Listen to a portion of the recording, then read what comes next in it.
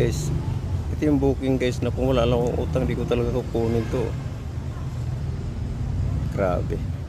So pag i-cancel na naman namin to, kawawa kami mga rider, kailangan mababawasan yung rating namin. So ganito kahaba, hindi ko alam kung may violation ako nito.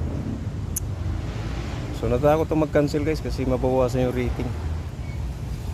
So ganun din pag i-cancel to ni customer, sa amin din ang feedback. Sana makita nila lamang ito yung mga ganitong klaseng booking, mga unexpected. Hindi naman namin sinasadyang mag-cancel ng booking.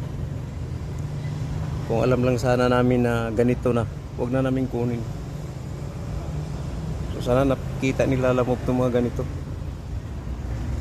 Okay guys, ganun pa man, nandito na tayo sa drop off. Thanks God, galing tayo ng Paranaque. So 39 kilometers to almost 40 kilometers. Drop off natin dyan sa bahay na yan.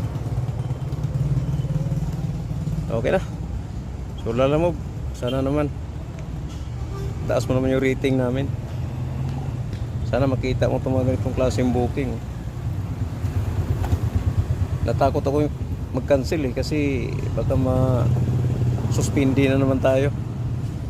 Ay nako. Ay buhay. Okay na guys. Thank you guys.